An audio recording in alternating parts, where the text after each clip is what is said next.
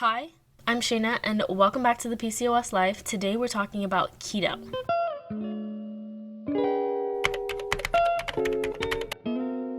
If you're new here, hi, welcome. Don't forget to subscribe, like, and leave comments because I'll answer all of them. But what is keto? It's a low-carb, high-fat diet that has become really popular over the last decade due to its ability to help people lose weight really fast. The name ketogenic refers to ketogenesis, a process where your body uses fat for fuel instead of carbs. Typically, carbs are broken down in the body into glucose, and glucose is what we use for fuel. But when we don't get in enough carbs, what happens is our insulin levels drop and fatty acids are released from our fat storages where they're sent to the liver and turned into ketones. And ketones is what's used for fuel instead of carbs. My thing with keto is that it's overly restrictive, arguably dangerous, and should only be done under the supervision of a professional. You're probably thinking, well, why? Why is this? What makes it so restrictive, Shayna? A bunch of people do it, and they all say it's great. Let me tell you why it's really restrictive. It's the macro breakdown. So the standard healthy macro breakdown should be 40 to 65% of calories coming from carbs, 10 to 35% of calories coming from protein, and 20 to 35% of calories coming from fats. Now let's go into keto. The calorie breakdown for this is 10% of your calories coming from carbs, 20% of calories coming from protein, and 70% coming from fat. Red flag number 1, too restrictive. But I guess the question is, why do people do this for fat loss, right? Like, what's the appeal? Well, there's a couple of reasons. One, it is what it sounds like. Your body is literally using the fat that you have stored for fuel, which allows you to lose weight, right? Which allows you to actually lose fat, like more percentage of fat than just weight loss, right? Because weight loss means losing muscle and fat. But the keto, you're going to lose more of just fat. So that is a big appeal, but still no. The other big appeal is that you'll lose weight within the first 2 weeks, right? Whereas any other diet, you have to wait to see results. But it's not real fat loss in the first 2 weeks, even on keto. It's just water weight that you're losing because you're depleting your glycogen storages. And glycogen holds a bunch of water. It retains a bunch of water. So you're losing a lot of water weight. So please understand that. You're not really actually losing fat in the first 2 weeks. While it may look like it, it's not. Now we're all here for though, why would someone do keto for PCOS? Well, there's 2 primary reasons. One is that it drastically reduces the amount of inflammation. And we know that inflammation is prevalent in most people with PCOS. So it's a huge one. The second thing is that it can improve blood sugar levels, which means it's going to help with those who have insulin resistance, and insulin resistance is prevalent in 30 to 40% of those with PCOS. So just in those 2 ways, it'll help you overcome symptoms and lose weight. So it seems like a miracle for PCOS, right? When no other diets work, when being in a caloric deficit doesn't work. And I suppose the biggest appeal to keto too is that you can still eat things like bacon and cheese and anything that's high in fat. But that's also where the danger comes in. Now that I gave you a little bit of background as to what keto is, I'm going to give you the 4 reasons to say no to keto. So the first one is that it's extremely unsustainable. Realistically, keto isn't a diet that we were supposed to sustain for forever.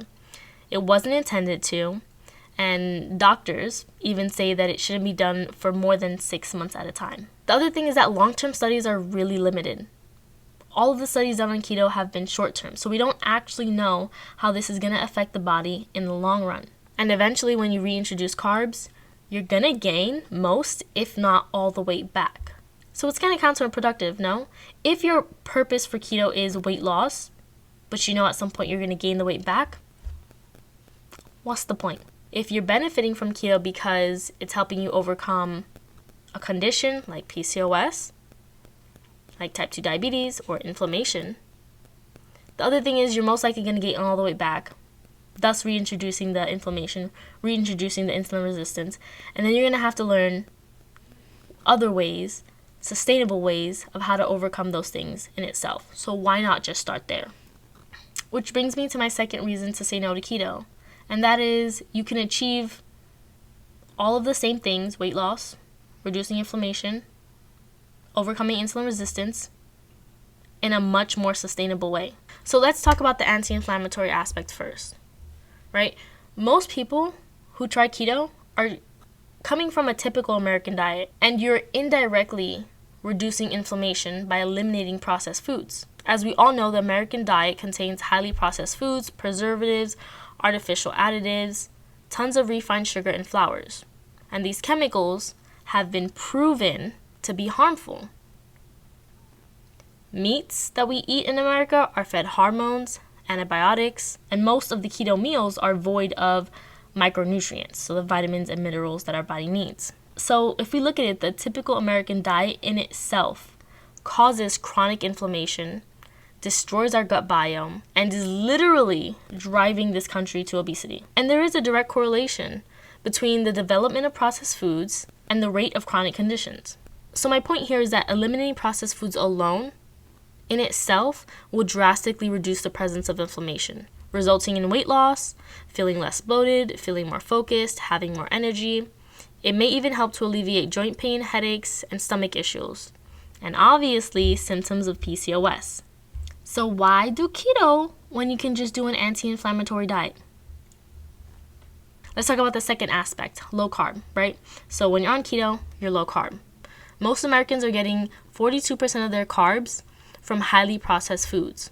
So while we think and we hear that carbs are the issue, the real problem is where our carbs are coming from. So obviously, if we're not eating processed carbs and we are eating a very low amount of carbs, all of which are coming from vegetables if you're doing keto the way you should be doing it, then you're going to improve the utilization of insulin, right? Mostly because insulin is not going to have any way to work. There's actually no purpose for insulin at this point. Insulin's purpose is to regulate blood sugar levels. So when we have sugar in the body, insulin is saying, okay, let me take the sugar from the blood and put it into the cell. But if there's no sugar in the blood, insulin has no job, and thus reducing the problem of insulin resistance in itself, right? Again, insulin resistance is prevalent in 30 to 40% of women with PCOS. Now, I want to go over the symptoms associated with PCOS insulin resistance because it's a lot.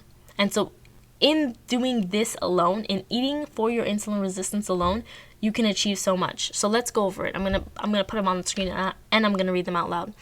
So, extreme hunger or thirst, feeling hungry after a meal, frequent urination, fatigue, frequent infections, craving carbs, high blood sugar, tingling in the hands or feet, skin tags, dark discoloration of the skin in body fold areas, and abnormal weight gain in certain areas and weight loss in others. That's a lot. That's a lot to be dealing with just from insulin resistance alone. To summarize my second point, it's really important to understand how these aspects of the diet work independently of keto. Depending on your goals, it may not be necessary to do keto, which again is overly restrictive, and why when you can achieve the same exact result in a much safer and sustainable way. My third reason to say no to keto is all of the possible side effects and potential issues that you could come across. So the first one is, while keto is supposedly said to help with insulin resistance, it's actually something that's highly debated, and this is because we don't actually know. So again, there are limited long-term studies, but the argument that keto helps with insulin resistance is solely because there is no function for insulin on a keto diet. There's no sugar in your blood to be regulated, and thus people say, oh, well, it helps with blood sugar levels. No, it's that there's no sugar to regulate in your blood. So some even say that it may lead to type 2 diabetes or insulin resistance even if you didn't have it already. And other doctors say no, it actually helps with the utilization of insulin. Again though, keto isn't something you can do forever. So eventually when you're not on keto anymore, what's going to happen?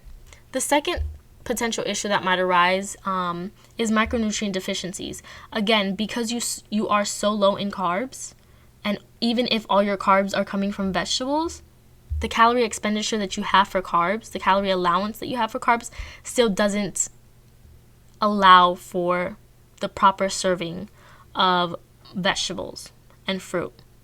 So you're not going to meet your micronutrient goals. and that's a really big one for women with PCOS. We already know that vitamin D deficiency is prevalent in 70% of women with PCOS, and so I don't think it's useful to add to that list of deficiencies.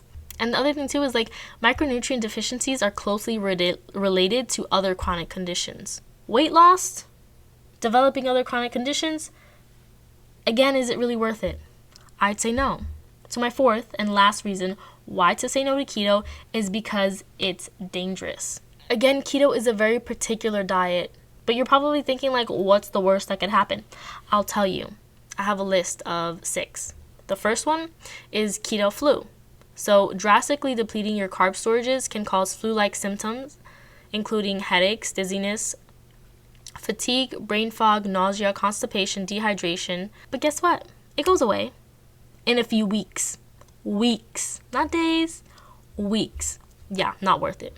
The second potential danger is going into ketoacidosis. So that's when the body produces dangerously high levels of ketones and blood sugar, making your blood too acidic, causing damage to your liver and kidneys. So what this means is for those of you who yo-yo diet or are like halfway in, I'm going to do keto, but then I have a super huge craving for sugar, and so you're already in ketosis, right? You've already been like, let's say a week not eating any carbs, but then you finally give in and you have like a brownie, and that's a rush of sugar.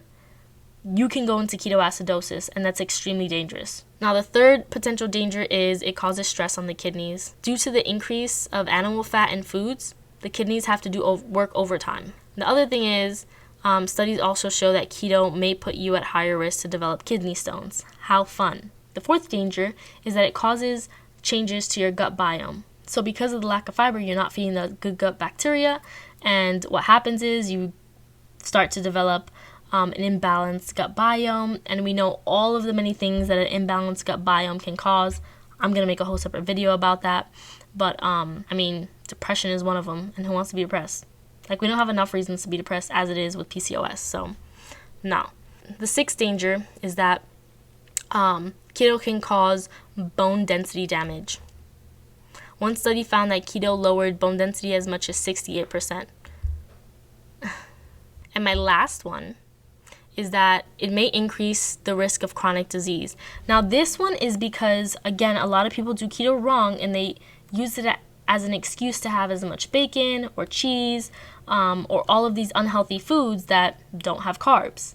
And because of that, they are literally putting themselves at such high risk to develop cardiovascular disease, but also inflammation. So you might be doing work reducing inflammation by eliminating processed foods, but on the other hand, consuming too much dairy products and meat products, you'll also be consuming too much saturated fats, and saturated fats do cause inflammation. So again, at what cost? I'm going to say it as if it was an essay. In summary, while keto may present some benefits, including fast weight loss, I would argue that the lack of long-term study and potential dangers of keto strongly outweigh the benefits. More specifically to PCOS, while keto does temporarily control blood sugar levels and reduces inflammation, aiding in weight loss for PCOS, it's unsustainable. And when the time comes to reintroduce carbs, most people gain some, if not all, the weight back. So for those with PCOS, that also means developing all your symptoms back. So instead, I propose that you adopt sustainable dietary changes. Maybe even diets like the Mediterranean diet, anti-inflammatory, paleo. Or maybe you just slowly incorporate healthy habits that are enjoyable, safe, and sustainable. Anyway, this has been my take on keto. It's always going to be say no. No, no, no, no, no. Thank you for watching. I love you all. Don't forget to subscribe, like this video, and if you have any questions, please leave them in the comments below. Also, go follow me on TikTok because I make a lot of videos there too.